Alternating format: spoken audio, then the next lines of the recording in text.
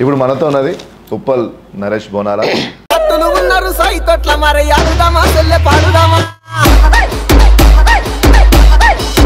మామూలుగా మనకు శివశక్తులు కానీ జోగినీలు కానీ ఎప్పుడు చీరలు కట్టుకునే ఉంటారు, లేకపోతే ఇంట్లోకి వెళ్ళిన తర్వాత వాళ్ళు ఇప్పుడు ఆడవాళ్ళు అయితే ఆడవాళ్ళుగా, మళ్ళీ మొగలు అయితే మొగలుగా డ్రెస్ మార్చుకొని అట్లా లైఫ్ స్టైల్ మారుతుందా? వాళ్ళు ఎప్పటికీ 24 hours అమ్మవారి వేషంలోనే ఉంటారా? దేవుని కోసం మీరు అంతా నాట్యం చేసిన దేవుని కోసము అప్పుడు కూడా మీ బోనం కదలడం కానీ దీపం పోవడం కానీ ఉండదు. ఇది ఏమన్నా ట్రిక్స్ ఏమన్నా? శివశక్తి అంటేనే అది. మాకు అమ్మవారు వచ్చిందంటే బోనం మీద దీపం ఆరిపోయినా సరే, లేకపోతే బోనం కింద పడ్డా సరే అపశృతి అంటారు కదా, అట్లా ఏమన్నా ఉందా నిజంగా? వచ్చేసి అపశృతి అంటారు, అది వాస్తవమే.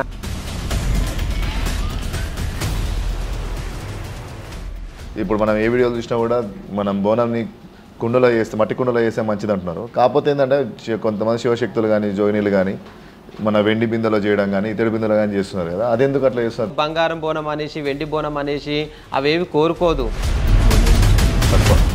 కానీ అమ్మవారికి వచ్చేసరికి బలి ఇస్తాం కదా, దీనికి ఏమైనా ప్రాముఖ్యత? బలి ఇవ్వడం అనేది ఏమన్నా అది మన బలి కోరుకుంటుందా, లేకపోతే బలి మనం స్టార్ట్ చేసినామా ఇవ్వడం? అమ్మవారికి బలి ఇవ్వడం అనేది అమ్మవారి వెనుక ఉండే శక్తులు కొన్ని ఉంటాయి.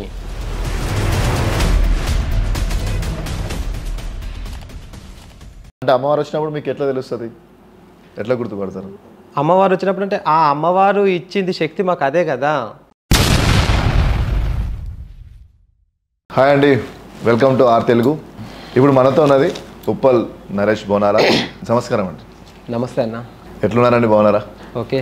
ఇప్పుడు ఎట్లుందండి మీకు టైం స్టార్ట్ అంటే? ఇప్పుడు సీజన్ అంటే ఇప్పుడు బోనాల సీజన్ అంటే అందరికీ సీజనా, లేకపోతే ఇప్పుడు మనకే సీజనా? ఏంది ఇట్లా పరిస్థితి ఏంది అసలు? ఇప్పుడు అందరూ ఇప్పుడు ఈ బోనాలు స్టార్ట్ కాగానే మొత్తం ఒక వాతావరణం అనేది మొదలవుతుంది. అవును. జోగినీలు అందరూ బడి రావడం, శివశక్తులు అందరూ బడి రావడం, అపవారకు సైలెంట్ ఉన్నది. ఇప్పుడు ఒకసారి అందరికీ ఈ జోగినీలు శివశక్తులు అందరూ గుర్తుకొస్తారు. ఇప్పుడు మాకు కూడా అంతే కదా, బోనాల పండుగ వచ్చిందనే మేము గుర్తు చేసుకున్నాం, మీతో పాటు ఈరోజు కూర్చున్నాం. ఎందుకు అని బోనాల పండుగ రాగానే ఈ శివశక్తులకు కానీ మన జోగినీలకు కానీ ఎందుకు ఇంత ఇంపార్టెన్స్ ఏర్పడుతుంది? బోనాలు రాగానే అనేది ఏం లేదండి. ఇప్పుడు తెలంగాణ ఆషాఢ మాసం అమావాస్య వెళ్ళిన తర్వాత మనకు బోనాల పండుగ అనేది స్టార్ట్ అవుతుంది. అది మన తెలంగాణ ప్రజలందరూ ప్రతి ఒక్క ఇండ్లలో జరుపుకునేది. కాకపోతే ఈ బోనాల జాతరలలో మా బోనాలు ఒక ఇంపార్టెంట్ కాబట్టి అదొక ముఖ్యమైన ఒక ఘట్టం మాది ఈ బోనాలు అనడం. మేము జోగిని కానీ శివశక్తి కానీ ఎత్తుకోవడము, అది ప్రజలంతా అప్పుడు వస్తారు కాబట్టి అక్కడ చూస్తారు, మమ్మల్ని అక్కడే చూస్తా అంటారు. కానీ కాకపోతే ఏంటంటే మేము ఇయర్ అంతా కూడా మేము చాలా బిజీగా ఉంటాం. మేము అంటే ముఖ్యంగా బిజీగా ఉంటారు, కానీ ముఖ్యంగా బోనం ఎత్తడానికే మీరు బిజీగా ఉంటారు కదా. ఎందుకు శివశక్తులతో జోగులతో బోనం ఎత్తడానికి కారణాలు ఏముంటాయి? ఎందుకు ఇంత ఇంపార్టెన్స్ రావడానికి కారణం ఏంటి? ఒక శివశక్తితోని బోనం ఎత్తించడం అనేది అది చాలా ముఖ్యమైన విషయము. ఒక శివశక్తితోని బోనం ఎత్తించడం అంటే వాళ్ళ ఇంట్లో పిల్ల పాపలు చల్లగా ఉండాలి, మా యొక్క దీవనార్థి తీసుకోవాలి, మా నుంచి మేము ఏం చెప్పినా కూడా వాళ్ళకు మంచి జరుగుతుంది కాబట్టి మాకు బోనం ఎత్తిస్తే మంచిది కాబట్టి మాకు ఆచారం పెట్టి కట్నాలు పెట్టి ఒడిబియ్యం పోసి వాళ్ళకు తోచినంతలో చీరలు పెట్టి అలా మాతో బోనాలు ఎత్తించుకుంటారు ప్రతి ఇంట్లో. ఈ ఆషాఢ మాసంలో శ్రావణ మాసం వచ్చే వరకు కూడా ఈ బోనాల పండుగలో మాకు చాలా ముఖ్య విలువ ఇస్తారు. ఇది ఎక్కడ స్టార్ట్ అయింది? ఫస్ట్ మన తెలంగాణలో స్టార్ట్ అయ్యింది బోనాలు. సంవత్సరాల కింద ఎక్కడ స్టార్ట్ అయింది అంటే ఇది చాలా సంవత్సరాల కిందనే ఇది స్టార్ట్ అయిపోయింది మనకి. ఇది ఈ బోనాల పండుగ అనేది ఇంకా దినదిన అభివృద్ధిగానే ఇది జరుపుకుంటున్నారు ఈ బోనాల పండుగని, కానీ ఎక్కడ తగ్గింది లేదు. ఇంకా ఒకప్పుడు మన కాలం కాకుండా మన తాతల కాలంలో బోనాల పండుగ అంటే కూడా ఆ బోనాలు చేసిరా అంటే చేసిరా, అమ్మవారికి నైవేద్యం పెట్టారా అంటే పెట్టారు అన్నట్టు. కానీ ఇప్పుడు ఏంటంటే చిన్న కాడ నుంచి అప్పుడు తెలివి వచ్చిన పాపల కాడ నుంచి ముసలి వాళ్ళ దాకా కూడా బోనాల పండుగ అంటే అదొక సంబరంగా జరుపుకుంటారు. ముఖ్యంగా వాళ్ళ చుట్టాలను పిలిపించుకొని ఆడపడుచులను పిలిపించుకొని మందు విందు ముక్క సుక్క అన్నాడు ఫేమస్. అసలు తెలంగాణ అంటేనే బోనం అంటేనే మనకు మందు సుక్క బాగా కంపల్సరీ కావాలి. ఖచ్చితంగా అది ఖచ్చితంగా. ఈ దీనికి ఎందుకు అట్లా మనం అమ్మవారికి ఎందుకు మనం బలి ఇస్తాం? యాక్చువల్గా దీన్ని అడగాలనుకున్నది, మనము అన్ని దేవతలకు కానీ దేవుళ్ళకి కానీ బలి అనేది చాలా తక్కువ, కానీ అమ్మవారికి వచ్చేసరికి బలి ఇస్తాం కదా, దీనికి ఏమైనా ప్రాముఖ్యత? బలి ఇవ్వడం అనేది ఏమన్నా అది మన బలి కోరుకుంటుందా, లేకపోతే బలి మనం స్టార్ట్ చేసినామా ఇవ్వడం? అమ్మవారికి బలి ఇవ్వడం అనేది అమ్మవారి వెనుక ఉండే శక్తులు కొన్ని ఉంటాయి, వాళ్ళ గురించి అనేసి పిల్ల పాపలకు ఏది జరగకుండా ఉండడానికి కొన్ని శక్తులు ఆశపడుతుంటాయి అమ్మవారి వెనుక. ఆ శక్తుల గురించే మనం ఈ మేకలను బలియడము, కోళ్ళను బలియడము ఇలాంటివి జరుగుతాయి. కానీ అమ్మవారు ఎక్కడ బలి కోరదు. సో ఇది మనము బలి ఇచ్చేది అమ్మవారి కోసం కాదు, యా ఈ మనని పీడించే శక్తుల నుంచి కాపాడుకోవడానికి ఆ శక్తుల కోసం ఇస్తున్న బలి. శక్తుల కోసం కానీ అమ్మవారి పేరు మీద ఇస్తున్నాం. అవును, అమ్మవారి పేరు మీద ఇస్తున్నాము. సో అమ్మవారి పేరు మీద శక్తులకు బలి ఇస్తున్నాం, ఆ పీడ శక్తులకు దుష్ట శక్తులకు ఇస్తున్నాం. దుష్ట శక్తులకు బలి ఇస్తున్నాం. కానీ అమ్మవారు ఎప్పుడు బలి అనేది కోరుకోదు. కొన్ని ఇప్పుడు కాళీమాత, మైసమ్మ ఉంది కదా, ఈ అమ్మవార్లకు మాత్రము రక్తాభిషేకం అన్నట్టుగా ఇప్పుడు కాళీమాత ఉంటుంది. కాళీమాత ఖచ్చితంగా రక్తాభిషేకం చేస్తారు. ఆమె దుష్టులను చెండాడుతుంది కాబట్టి, దుష్టుల నుంచి మనల్ని రక్షిస్తుంది కాబట్టి తనకు ఒక్కదానికి మాత్రము రక్తాభిషేకంతో మనము బలిదారణ చేస్తాం ఖచ్చితంగా. కాళీమాత కాకుండా మనం మైసమ్మ పోషమ్మలో కూడా చేస్తున్నారు కదా ఇప్పుడు. అది కాకుండా ఇప్పుడు ఆందోళన మైసమ్మ అని కానీ, కట్ట మైసమ్మ కానీ, చాలా మైసమ్మ, ఆర మైసమ్మ అని కానీ, మన గండి మైసమ్మ, మైస్గండి మైసమ్మ కానీ, ఇవన్నీ మైసమ్మ కానీ ఖచ్చితంగా ఫస్ట్ ప్రాముఖ్యతనే ఈ బలి కార్యక్రమం ఉంటుంది కదా. సో వీటికి ఎందుకు మనం ఈ దేవతలకు ఎందుకు బలి ఇస్తున్నాం మరి కాళీమాత కాకుండా? ఎక్కడ చూసినా కూడా మైసమ్మ అమ్మవారు అనేది మనకు కట్ట మీద కట్ట మైసమ్మ అంటారు, గట్టు మైసమ్మ అంటారు. ఎక్కడైనా కూడా మనం ఒక మన పొలిమేర దగ్గర రోడ్డుకే ఉంటుంది అనమాట అమ్మవారు. ఎందుకంటే వచ్చే పోయే జనాలను మనము ఇప్పుడు ఈ ఊరు నుంచి వెళ్ళేటప్పుడు మనము ఆ అమ్మవారికి మొక్కుకొని వెళ్తాం. తల్లి నీ పొలిమేర దాటి మేము వెళ్తున్నాము, మళ్ళీ నీ పొలిమేరకు నువ్వు రక్షించుకోవాలని మనం మొక్కుతాం అనమాట అమ్మవారిని. ఎందుకు అంటే చాలా యాక్సిడెంట్లు జరగడము ఇలాంటి ఏంటంటే చెప్పాను కదా మీకు ఇంతకు ముందుకు, కొన్ని దుష్ట శక్తులు ఉంటాయి. ఆ దుష్ట శక్తులు ఆరంభం కోరుకుంటారు కాబట్టి తల్లి మాకు ఎలాంటి ఆటంకం జరగకూడదు అనేసి ఈ ఆటలను బలియడము, కోళ్ళను బలియడము ఇలాంటివి చేస్తుంటారు. కాళీమాతకు మాత్రం డైరెక్ట్ ఇస్తాం, మిగతా శక్తుల కోసం మాత్రమే, దుశక్తుల కోసం ఇస్తున్నాం బలి. దుష్ట శక్తుల కోసం మాత్రమే. ఇంకోటి బోనాలు చేసేటప్పుడు మనకు కట్టమైసమ్మ, పోషమ్మ అని ఉంటాయి. ఇప్పుడు ఈ సపరేట్ పద్ధతి బోనం చేసే పద్ధతులు మారుతాయా, సేమ్ పద్ధతులేనా ఏ బోనమైనా? బోనం చేసే పద్ధతి సేమ్ ఉంటుంది. ఏంటంటే ఇప్పుడు మన ట్విన్ సిటీస్లో వచ్చేసి ఒక్కొక్క విలేజ్లలో, ఒక్కొక్క ఇప్పుడు సిటీలలో వాళ్ళ ఆచార ప్రకారంగా ఒకరు మనం బోనంలో తెల్లన్నము, ఆకుకూర, పూరీలు అలా పెడతారు. కొన్ని ఏరియాలలో వచ్చేసి పాలు పోసి పరమాన్నం పెడతారు, కొన్ని ఏరియాలలో పచ్చన్నం. మామూలుగా మనం మైసమ్మకు, పోషమ్మకు అయితే పసుపన్నం వేసి, పసుపు వేసి పసుపన్నం మాత్రమే మనకు అమ్మవారికి నైవేద్యంగా పెడతారు. ఈ ఎల్లమ్మ, ఈ కొన్ని దేవతలు ఉంటాయి అన్నమాట, ఎల్లమ్మ, మాంకాలమ్మ, వీటి కూడా మన ఆచారాన్ని బట్టి మన వాళ్ళ ఇంట్లో ఎలా అయితే చేస్తారో తాతల కాలం నుంచి అంతే. పర్టికులర్గా ఈ దేవతకి ఈ సిస్టమ్ అనేది ఏం లేదు, అలాంటి ఏం లేదు. మన ఆచారాలను బట్టి బోనం అంటే అంతా ఒకటే. బోనం అంటే అమ్మవారికి భోజనం, నైవేద్యం, అమ్మవారికి భోజనం. అమ్మవారికి భోజనం అంటే మన పద్ధతిలోనే మనం ఎట్లయితే ఇంట్లో చేస్తాం అదే పద్ధతిలో సమర్పించుకుంటాం. సూపర్. అయితే ఇంకో డౌట్ ఏంటంటే మనకు మామూలుగా ఈ ఇప్పుడు మన జోగిని శివశక్తి అయితే అంటాము, ఇప్పుడు మామూలుగా ఈ ట్రాన్స్జెండర్ కానీ ఈ రెండు ఒకటేనా లేకపోతే ఇది వేరా? అంటే నా డౌట్, చాలా మందికి ఉన్న డౌట్, ఎంతోమంది అడిగిన డౌటే, అందుకే అడుగుతున్నా. ఇప్పుడు ట్రాన్స్జెండర్, శివశక్తి, జోగిని అనేది మొత్తం ఒకటేనా, ఇది సపరేట్ వేరే డిఫరెన్స్ ఉన్నాయా? లేదు, జోగిని శివశక్తి వేరు, ట్రాన్స్జెండర్స్ వేరు. జోగిని అంటే ఇప్పుడు మనకు చిన్నప్పటి నుంచి అమ్మవారు వచ్చినప్పటి నుంచి మనము పెళ్లి చేసుకోకుండా ఆ అమ్మవారి పైన డిపెండ్ అయ్యి అమ్మవారికి అంకితమై ఉండేదాన్ని, అమ్మవారి పూజలనే మనము ధ్యానం చేసుకుంటూ ఎప్పుడు తన భక్తిలోనే పెరిగే వాళ్ళని జోగినీస్ అంటారు. శివశక్తి అంటే ఇప్పుడు పెళ్ళిళ్ళు చేసుకోవచ్చు, సంసారాలు చేయవచ్చు, పిల్లల్ని కనొచ్చు, అలా వీళ్ళని శివశక్తులు, జోగినిలుగా కూడా పేరు పొందుతారు అనమాట. ఈ ట్రాన్స్జెండర్ అనేది ఏంటంటే వాళ్ళు ఏంటంటే వాళ్ళ రూపం కానీ ఇప్పుడు అమ్మవారు ఉన్న రూపం కూడా, అమ్మవారి మీద ఉన్న రూపం కూడా సేమ్ ఉంటుంది, మీకు అమ్మవారి రూపమే కనిపిస్తుంది. వాళ్ళది ఏంటంటే ఇంకా ఇంటి నుంచి కొంచెం దూరంగా ఉండి, కొందరేమో ఇంట్లో యాక్సెప్ట్ చేస్తారు, కొందరు యాక్సెప్ట్ చేస్తారు, కొందరు వాళ్ళ ఇష్టపూర్వకంగా. అది సో ఇప్పుడు వాళ్ళు కూడా చాలా వరకు బోనాలు ఎత్తుతున్నారు. అవును, వాళ్ళ దాంట్లో కూడా ఏంటంటే అమ్మవారు వచ్చిన వాళ్ళు కూడా కొందరు ఏంటంటే ట్రాన్స్గా కన్వర్ట్ అవుతున్నారు, ట్రాన్స్లో మారిపోతున్నారు, అమ్మవారి మారిపోతున్నారు. అది వాళ్ళ ఇష్టపూర్వకంగా. కానీ ఇది కంపల్సరీ ఏం కాదు అలాంటిది. మనం ఏ జెండర్లో ఉన్నామో ఆ జెండర్ అనుకుంటేనే మనం జోగినిగా శివశక్తి కంటిన్యూ కావచ్చు. ఇప్పుడు ఈ పండుగ స్పెషల్గా మీరు వెళ్తారు కదా, ఎక్కడికి వెళ్తారు కదా, మన బోనాలు వెళ్ళేటప్పుడు అన్ని చోట్ల వెళ్తుంటారు. అందులో మీరు ఉప్పల్ ఏరియాలో చాలా ఫేమస్, మీరు పిలవడమే ఉప్పల్ నరేష్ బోనం అని పిలుస్తుంటారు. ఇప్పుడు ఉప్పల్ అందరు పిలుచుకున్నప్పుడు మీకు ఏమన్నా ఆదాయం ఉంటుందా? దాని గురించి మీరు ఆదాయం ఆశిస్తారా, లేకపోతే ఎక్కువ భక్తితోటే చేయడానికి వెళ్తుంటారు? ఆదాయం అంటూ మేము ఏమి ఆశించము, కాకపోతే మేము కూడా బ్రతకాలి కదా, మేము డిపెండ్ అయి ఉన్నదే, మేము బ్రతికేదే అమ్మవారి మీద బ్రతుకుతాం మేము. అంటే ఈ పండుగలు చేసి బోనాలు ఎత్తుకొని ఇలా ఎక్కడంటే అక్కడ ప్రతి ఒక్క ఊర్ల నుంచి కూడా మనం ఇప్పుడు ఓన్లీ బోనాలు అంటేనే తెలంగాణ అంటేనే బోనాలు అంటారు, కానీ ఆంధ్ర నుంచి కూడా మాకు ఫోన్ చేసి మమ్మల్ని పిలిపించుకుంటారు. మీలాగా తెలంగాణలో చేసినట్టుగా మాకు కూడా ఒక జోగిని రావాలి, మాకు కూడా ఒక శివశక్తి వచ్చి బోనాలు చేయాలని చాలా కాల్స్ మాకు వచ్చినాయి. ఏంటంటే ఒక్కొక్కరు కొన్ని ఏరియాలలోకి వెళ్ళాను, నేను వెళ్ళి చేసి వచ్చాను.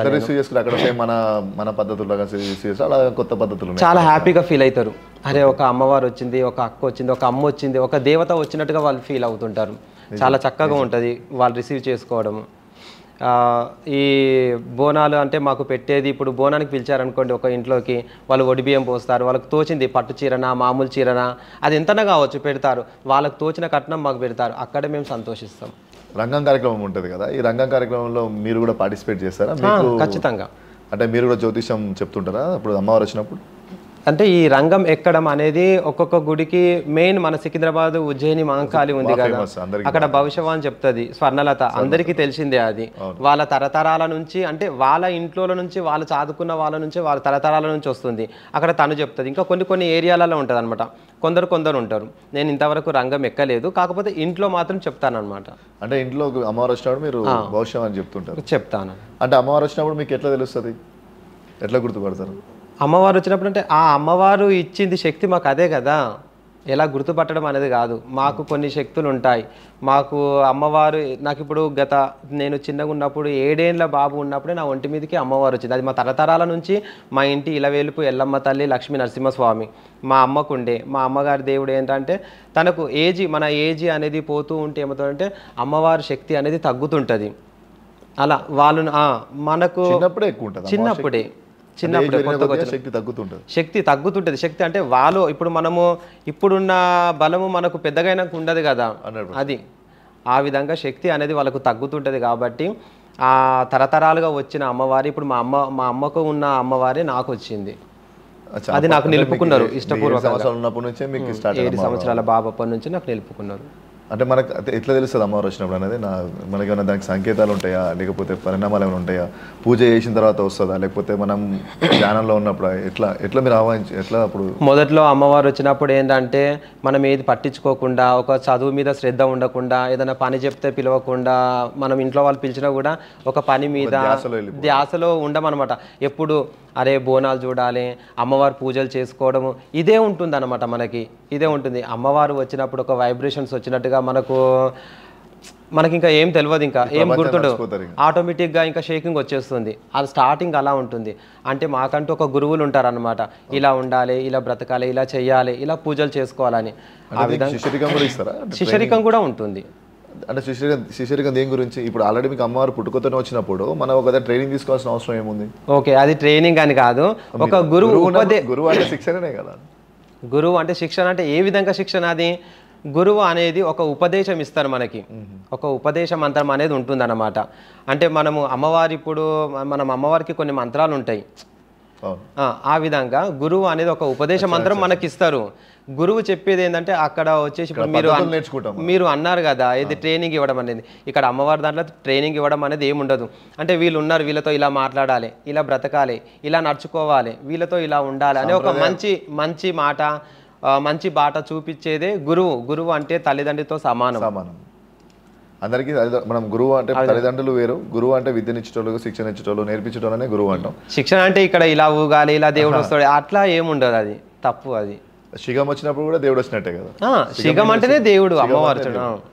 కరెక్ట్. అమ్మవారు వచ్చినప్పుడు అంటే మనం శిగంతోనే మేము, అంటే మామూలు పబ్లిక్ చుట్టూ ఉన్న పబ్లిక్ మాత్రం మనము శిగం నిన్నప్పుడే ఆ సౌండ్ చేసినప్పుడు మేము గుర్తుపడతాం, అదే అమ్మవారు అప్పుడు మేము కాలమే ఇవ్వడము, మొక్కోవడం, మన మొక్కలు అప్పుడే స్టార్ట్ చేస్తాం యాక్చువల్గా. సో మీకు ముందే తెలియదు, మీకు కూడా అప్పుడే తెలుస్తుంది. మాకు అమ్మవారు ఎప్పుడైతే వస్తుందో ఒంటి మీదకి, దాని తర్వాతనే మాకు అమ్మవారే భగవంతుడే మాకు ఆజ్ఞలు ఇస్తాడనమాట. ఓకే, మీకు ఇన్కమ్ లెవెల్స్ అంటే మీకు పెళ్లి అయిపోయింది అంత? నాకు పెళ్లి అయిందండి, నాకు చిన్న ఏజ్ లోనే పెళ్లి చేశారు. ఎందుకంటే ఈ శివసానంలో అమ్మవారు వచ్చిందంటే కొందరు పెళ్లి చేసుకుంటారు, కొందరు చేసుకోరు. అంటే మనకి ఆప్షన్ ఉంది, జోగినీలు కానీ శివశక్తులు కానీ మన పెళ్లి చేసుకునే ఆప్షన్ ఆప్షన్ ఉంది, చేసుకోవచ్చు. పార్వతీదేవి కూడా పెళ్లి అయింది, అదే ఇంటెన్షన్. భగవంతుడు చూపించిన దారే, భగవంతుడు నడిపించే తోవనే ఇది. పెళ్లి చేసుకోవచ్చు, కొందరు చేసుకోరు, కొందరు చేసుకుంటారు. సృష్టి అంటేనే పెళ్లి చేసుకోవాలి. ఇందాక మనం మాట్లాడుతున్నప్పుడు మీరు సంవత్సరం మొత్తం బిజీ ఉంటామని చెప్పారు కదా. మామూలుగా మేమేమో మీ బోనాలు ఎక్కువ శివశక్తులు కానీ జోలిలో ఎక్కువ మీడియా ముందు కానీ ఈ బోనాల పాటలకు చూడడమో లేకపోతే బోనాల పండుగ అప్పుడే చూస్తుంటాం కదా. మీ సంవత్సరం మొత్తం ఎట్లా బిజీ ఉంటారు మరి? సంవత్సరం మొత్తం ఇక్కడ బోనాలు జరుగుతాయి అంటే మీరు చూసేది జస్ట్ మమ్మల్ని గోల్కొండలో కానీ బల్కంపేటలో కానీ ఇప్పుడు సికింద్రాబాద్ కానీ లాల్ దర్వాజా కానీ ఇలాంటి వాటిల్లో జాతర అనేసరికి వచ్చి చూస్తారు కాబట్టి అక్కడ మీకు కనిపిస్తాం, మేము బయట కనిపిస్తాం, బయటికి వెళ్తాము. కానీ మేము సంవత్సరం అంతా బిజీగా ఉంటాం. ఎలాంటి ఇప్పుడు చాలామంది ఉంటారు ఇళ్ళల్లో, కొందరికి ఎల్లమ్మ ఉంటుంది, కొందరికి మైసమ్మ ఉంటుంది, కొందరికి పోషమ్మ ఉంటుంది, కొందరికి మల్లన్న ఉంటారు. అన్నిటికి పండుగలు మనము బోనాల పండుగ అప్పుడే చేస్తాం కదా. లేదు లేదు అలా లేదు, అలా లేదు. ఈ తెలంగాణ అంటే కొన్ని ఏరియాలలో ఏంటంటే వాళ్ళ ఆచారాల తగ్గట్టుగా బోనాల పండుగ అప్పుడే కొన్ని పండుగలు చేసుకుంటారు, కొందరు సంక్రాంతి అప్పుడు మాత్రమే చేస్తారు. అలా ఉంటుంది. అలా ఏముంటుంది. మాకు సంవత్సరం అంతా వాళ్ళ ఇండ్లలో పోషమ్మ, మల్లన్న, ఎల్లమ్మ, మైసమ్మ అట్లా ఏ ఇంటికి ఇలా వెళ్ళుకుంటే అట్లా కొందరు ఏంటంటే పట్టణాలు అంటారు, ఊర్లల్లో పండుగలు చేసుకుంటారు. అంటే అమ్మవారి కళ్యాణం జరుపుకుంటారు కొందరు సంవత్సరం. అలా ఆ పండుగలలో మేము బిజీ ఉంటాం. లగ్గం అంటారు, కళ్యాణం, లగ్గం. అమ్మవారి కళ్యాణం చేసుకుంటారు. అమ్మవారి కళ్యాణం చేస్తే మన ఇంట్లో కొందరు కళ్యాణం కాని వాళ్ళు ఉంటారు. అమ్మవారి కళ్యాణం నీ కళ్యాణం చేస్తాం తల్లి, నీ కళ్యాణం చేస్తాం భగవంతా అని మొక్కుకుంటారు. అలాంటి వాళ్ళు అలా చాలా తక్కువ ఉంటాయి అనుకుంటా కదా. ఇప్పుడు మనకి బోనాలు అన్నంత బిజీగా అయితే ఉండకపోవచ్చు. లేదు మీరు జస్ట్ ఆషాఢంలో చూస్తారు కాబట్టి మీరు అలా అనుకుంటున్నారు, కానీ సంవత్సరం అంతా ఉంటాయి అవి. ఖచ్చితంగా బోనాలు చేస్తే అమ్మవారికి బోనం ఎక్కిస్తూనే ఉంటారు. ఖచ్చితంగా అమ్మవారికి అంటే ఇళ్ళ పండుగ చేసిన ఇప్పుడు కొన్ని మన గుళ్ళు ఉన్నాయి, అమ్మవారి గుళ్ళు చాలా ఉన్నాయి. గండి మైసమ్మ, మైసిగండి, ఈవెన్ మన ఆర మైసమ్మ, అందోల్ మైసమ్మ, చుట్టుముట్టిన ఏ మైసమ్మ కూడా ఎప్పుడు బోనం ఎక్కుతూనే ఉంటుంది. అది మనం ఎక్కుతూనే ఉంటుంది, అది మొక్కుబాడి. ఇప్పుడు మన ఇంటి దగ్గర మాత్రం చాలా తక్కువ ఉంటుంది. అంటే గుళ్ళలో వేసిన వాళ్ళు కూడా మనం పిలుస్తారా? ఖచ్చితంగా మమ్మల్ని గుడి తరపు నుంచి కూడా మమ్మల్ని పిలుస్తారు. అట్లా మేబీ చాలా బిజీ ఉంటారు. గుడి తరపు నుంచి కూడా మమ్మల్ని పిలుస్తుంటారు. ముఖ్యంగా మనం బోనాలు చేసినప్పుడు ఇంటి దగ్గర బోనం మీద దీపం ఆరిపోయినా సరే, లేకపోతే బోనం కింద పడ్డా సరే అపశృతి అంటారు కదా, అట్లా ఏమన్నా ఉందా నిజంగానే? వచ్చేసి అపశృతి అంటారు, అది వాస్తవమే. అంటే మనము బోనం చేస్తున్నామంటేనే శుద్ధిగా ఉండాలి, స్నానం చేసి తలంటుకొని మనము పవిత్రంగా ఉండాలన్నమాట. ఎలాంటి అంటు ముంటు అలాంటిది ఉండకూడదు అనమాట. ఏ భగవంతుడికైనా సరే దేవుడు అనేది దేవుడే, అది దేవుని భక్తితోనే చేయాలి. కాబట్టి కొన్ని ఏంటంటే కొందరు తెలియక అంటు ముట్టు అట్లా ఉండడము, ఏదో చేయకూడని పని చేసొచ్చి కూడా కొందరు బోనం చేయడం వల్ల కూడా అలా అమ్మవారి దీపం ఆరిపోవడము అలా జరుగుతుంది. అలా అపశృతి అనుకోవడము. కొన్ని ఏంటంటే గాలికి కూడా పోతుంటాయి మనం వెళ్తుంటే, కొన్ని మనం పెట్టే పద్ధతి తెలియక కూడా కొన్ని దీపాలు అనేటివి ఆరిపోతుంటాయి. దానివల్ల కూడా అపశృతి అనుకుంటాం. కానీ కొన్ని తెలిసి తెలియక చేసిన వాటి వల్ల కూడా కొన్ని అలా జరుగుతుంటాయి. ఇప్పుడు దీపం ఆరిపోకుండా ఉండడానికి ఏమైనా జాగ్రత్తలు ఉన్నాయా? ఏమన్నా అంటే దీపం చేసే విధానంలో కానీ ఏమైనా చేయొచ్చు ఏమైనా ఉన్నదా? మనము భక్తులకి కొంచెం ఉపయోగం ఉంటుంది కదా చెప్తే.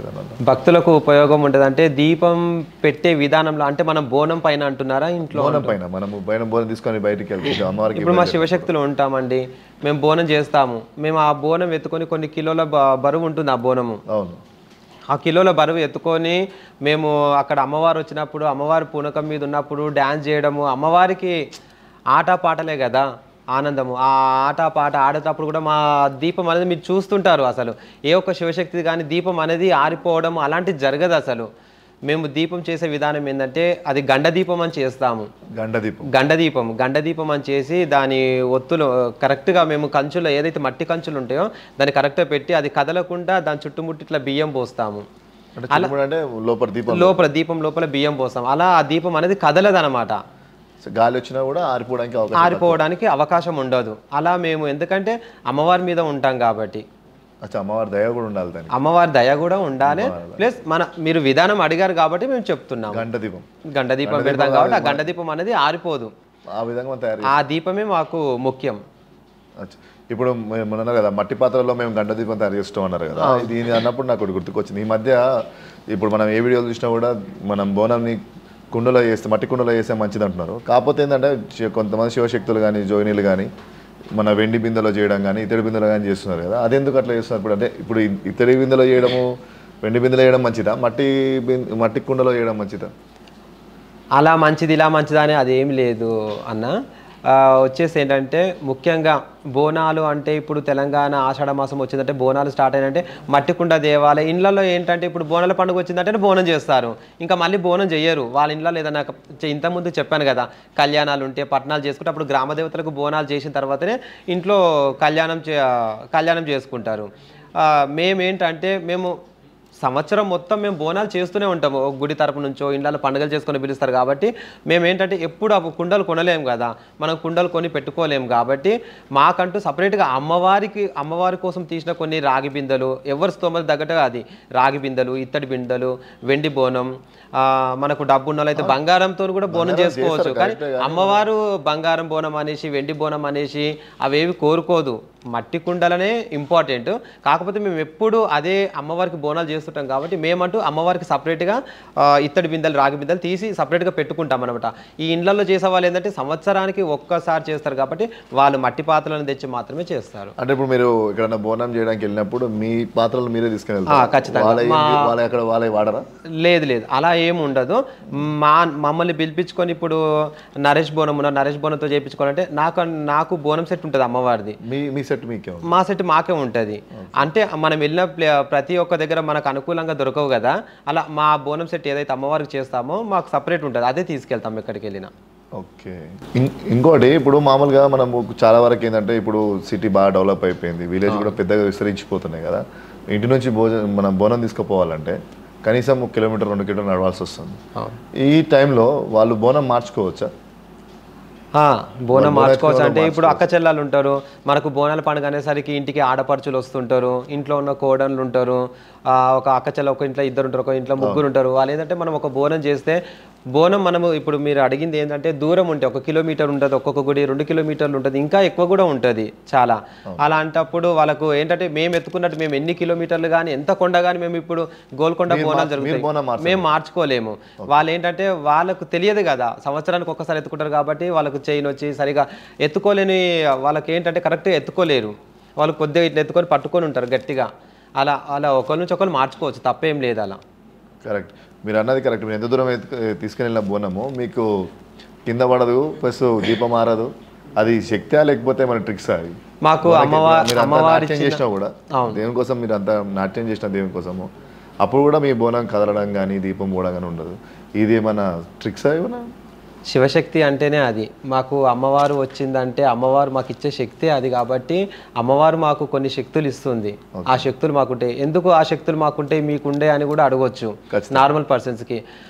మేము చిన్నప్పటి నుంచి దేవుడు వచ్చి మేము ఏ పని చేసినా సరే 24 గంటలు మేము అమ్మవారి ధ్యానంలోనే ఉంటాము. ఎవరితో మాట్లాడినా, తిన్నా, పడుకున్నా, లేచినా, ఎక్కడికి వెళ్ళినా, ఏం చేసినా తన యొక్క జీవితం మొత్తం అమ్మవారిని తలుచుకుంటుంటాం కాబట్టి ఆ యొక్క శక్తి అనేది మాకు ఎక్కువగా ఉంటుంది.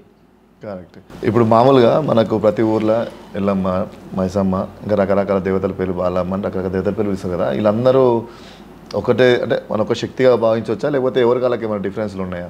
అంటే ఎందుకని ఇంతమంది దేవతలు ఉంటారు? ప్రతి ఒక్క ఊర్లో ఏంటంటే ఎల్లమ్మ, పోచమ్మ, మైసమ్మ.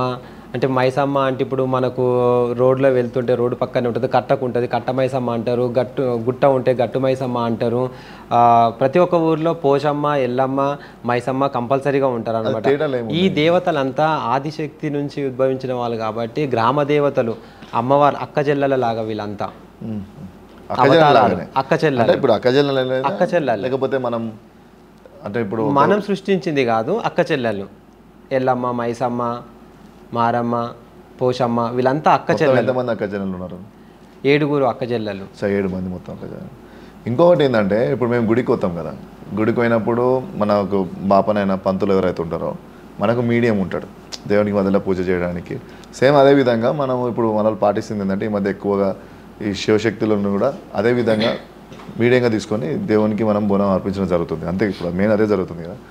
అయితే ఈ నమ్మకం మనకు ఎప్పుడైతే శివశక్తి నమ్మడం ఇవన్నీ ప్రాసెస్ చేస్తున్నామో మనం ఒరిజినల్ శివశక్తులను కానీ ఈ మన జోగిలను కానీ మనం ఎట్లా గుర్తుపట్టాలి? మనం ఎట్లా గుర్తుపట్టి, ఎందుకంటే వాళ్ళు నమ్మి మనం బోనం సమర్పిస్తున్నాం. ఈ మధ్య ఎక్కువ శాతం మేము వింటున్నాం అనమాట, ఈ డబ్బులు ఎక్కువ వస్తున్నాయని చెప్పి, కట్నాలు ఎక్కువ వస్తున్నాయని చెప్పి. ఇంతకుముందు అంటే కట్నాలు తక్కువ ఇస్తుండే, డబ్బులు పరిస్థితులు బాగుంది, ఇప్పుడు బాగా ఎక్కువ ఖర్చు ఎక్కువ పెడుతున్నారు పండుగలకి. సో ఈ ఇన్కమ్కి ఆశపడి చాలామంది డూప్లికేట్ వేషాలు వేసుకొని వస్తున్నారు కదా, వాళ్ళని మనం ఎట్లా గుర్తించాలి? అది గుర్తించడం అనేది ఈ మధ్య మీరు చెప్పేది చాలా జరుగుతున్నాయి ఇక్కడ. మేము కూడా వింటున్నాము ఇలా. ఏంటంటే ఇప్పుడు నేనే కాదు, నాతో పాటు చాలా మంది శివశక్తులు ఉన్నారు. నాకన్నా పెద్ద పెద్ద వాళ్ళు కూడా శివశక్తులు ఉన్నారు. ఇప్పుడు కాదు, తాతల ముత్తాతల నుంచి కూడా ఉన్నారు.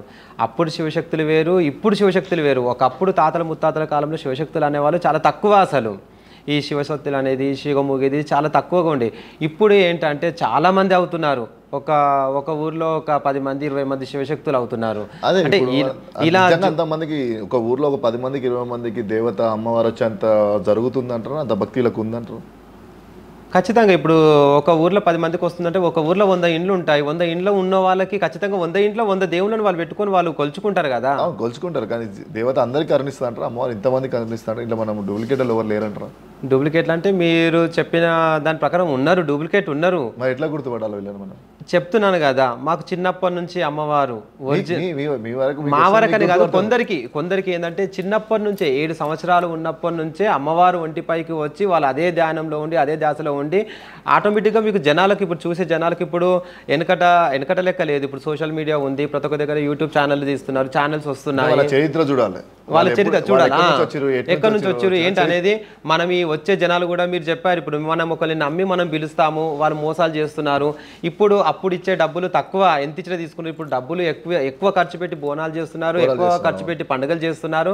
అందులో మేము మోసపోతున్నాం కొందరు. అంటే మీరు ఎక్కడో విన్నా అంటున్నారు, అందుకే బాగా జరుగుతుంది అది గుర్తు. ఇప్పుడు ఎందుకు అంటే వాళ్ళకి తెలియదు, అంటే వాళ్ళు మీరు అన్నట్టు వాళ్ళ చరిత్ర ఏంది, వాళ్ళు ఎటు నుంచి వచ్చిన అనేది ఎవరికి తెలియదు. ఎవరున్నారంటే పలానా ఉన్నారని పిలుస్తున్నాము. సో నిజంగా ఎంతవరకు వాళ్ళకి కరెక్ట్ అమ్మవారు నిజంగానే వస్తుంది, మనం అమ్మవారు వస్తుంది ఖచ్చితంగా నమ్ముతుందని. కానీ నిజంగానే వాళ్ళకి వస్తాను ఎంతమంది ఉన్నారని నాకు అది డౌట్. వాళ్ళ ఉంటే ఎట్లా గుర్తుపడాలి? ఆటోమేటిక్గా మీకు అది అర్థమవుతుందండి. అదేం లేదు.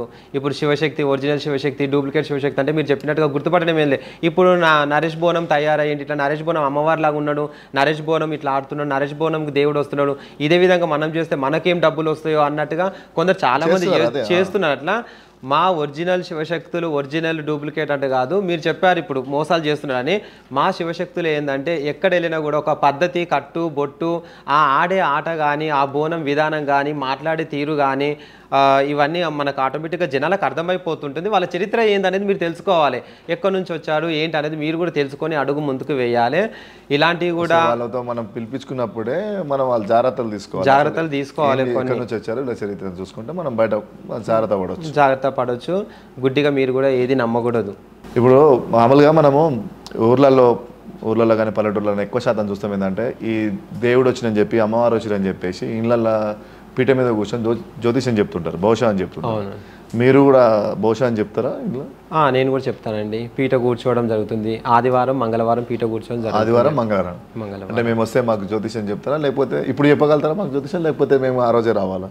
అట్లా అంటూ ఉండదు. ఇప్పుడు చెప్పగలుగుతారంటే అది ఒక పర్టికులర్ ఒక టైం అంటూ ఉంటుంది మాకు. అంటే ఒక అమ్మవారి వారం నాడు ఆదివారం, అమ్మవారు ఎల్లమ్మ పూజ చేసేది మంగళవారం అమ్మవారి దినం కాబట్టి ఆ రోజు మాత్రమే మాకంటూ ఒక పూజ గది ఉంటుంది. అది అక్కడే చెప్పగలుగుతాం, కానీ మనం ఎక్కడంటే అక్కడ చెప్పగలుగుతారా అని. మీరు ఇంతవరకు చెప్పిన జ్యోతిష్యాలు ఏమైనా నిజాలు జరిగినాయా మీకు? మీ భక్తులు వచ్చి మళ్ళీ మీ దగ్గర జ్యోతిష్యం చెప్పిన వాళ్ళు మళ్ళీ మీ దగ్గరకు వచ్చారా? జరగలేదని? ఖచ్చితంగా వచ్చారు. అంటే మొక్కులు తీర్చుకుంటాం. ఇప్పుడు మీ దగ్గరకు వచ్చిన వాళ్ళకు మంచి జరిగిందా, మీరు ఏం చెప్పారు అంటే నేను మంచిగా జరిగిందని చెప్పాను. మామూలుగా మనకు శివశక్తులు కానీ ఇప్పుడు మన జోగినీలు కానీ ఎప్పుడు చీరలు కట్టుకునే ఉంటారు, లేకపోతే ఇంట్లోకి వెళ్ళిన తర్వాత వాళ్ళు ఇప్పుడు ఆడవాళ్ళు అయితే ఆడవాళ్ళుగా, మళ్ళీ మొగలు అయితే మొగలుగా డ్రెస్ మార్చుకొని అట్లా లైఫ్ స్టైల్ మారుతుందా? వాళ్ళు ఎప్పటికీ 24 hours అమ్మవారి వేషంలోనే ఉంటారా? మేము అమ్మవారి పూజలో ఉన్నప్పుడు ఇంట్లో అమ్మవారి పూజలు చెప్పాను కదా, ఆదివారం మంగళవారము అమ్మవారి పూజలో ఉన్నప్పుడు ఏదైతే ఇక్కడ పండుగలలో బోనాలలో ఉన్నప్పుడు మాత్రమే అలంకరణలో ఉంటాం. మేము ఇంట్లో ఉన్నప్పుడు నార్మల్గా ఎవరు ఇప్పుడు ఆడవారికి అమ్మవారు వస్తే వాళ్ళు ఎలాగ ఉండాలి అలాగే ఉంటారు, మగవారు ఎలా ఉంటే అలాగే నార్మల్గా ఉంటారు. అట్లా అమ్మవారు అంటేనే అలంకరణ కాబట్టి ఆ అమ్మవారి యొక్క అలంకరణ అంటే అమ్మవారికి చాలా ఇష్టం కాబట్టి ఆ అమ్మవారి అలంకరణలోనే మేము ఉంటాం. ఇప్పుడు ఇంట్లో ఉన్నప్పుడు నార్మల్గానే ఉంటాం. ఇప్పుడు వీళ్ళకి అంటే భక్తులకి, ఇప్పుడు బోనాలు చేసుకునే భక్తులకి ఏమైనా మీరు చెప్పాలనుకుంటున్నారా? అంటే ఏమన్నా సందేశం ఈసారి బోనాల పండుగ సందేశం ఇద్దాం అనుకుంటారా? ఈసారి బోనాల పండుగ చెప్పేది జనాలందరికీ, తెలంగాణ ప్రజలే కాకుండా ఆంధ్రలో కూడా బోనాలు చేసుకుంటారు. మైసమ్మ, మారమ్మ అలా అని ఉంటుంది, దుర్గమ్మ అని. తెలంగాణ ప్రజలందరికీ బోనాల పండుగ శుభాకాంక్షలు తెలియజేస్తున్నాను.